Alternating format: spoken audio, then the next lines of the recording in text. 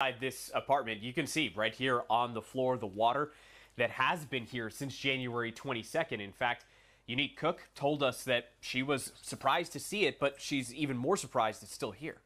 And I came home from grocery shopping, and as soon as I opened my door, I just seen the glistening on the floor, and noticed that it was just all raining. I had went to the maintenance or the leasing office and told them, our apartment is flooded.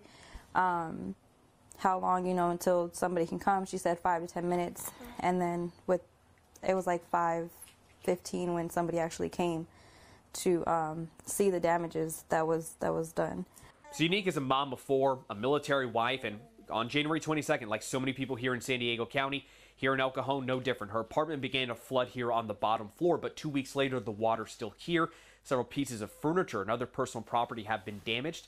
She has her 8-month-old daughter as well as 3 other children that are having to kind of live again in these conditions until something is fixed or they're told that they need to go somewhere for it to be fixed. But so far, she's received zero help or resources from property management here at Terra at Bradley.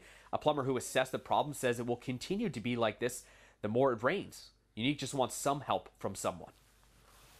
It's just overwhelming. Like I said, just talking about it and, just going through it is just, it's not necessary to have to go through this. And to have to go through this is just like, on top of your everyday battles already, you know what I'm saying? It's just like, it's hard. Now, we did reach out to the leasing office here just a short time ago, as well as the management company that's listed there on their website. So far, we have not heard back. Of course, we'll update the story as soon as we do hear back. But again, this is a military family. This is a military wife here. Her husband currently underway with the Navy. And she was telling us that he even feels helpless, being so far away from the problem, wanting to help out his family. And they're just not getting any answers. Reporting in El Cajon, I'm Chris Groh for CBS.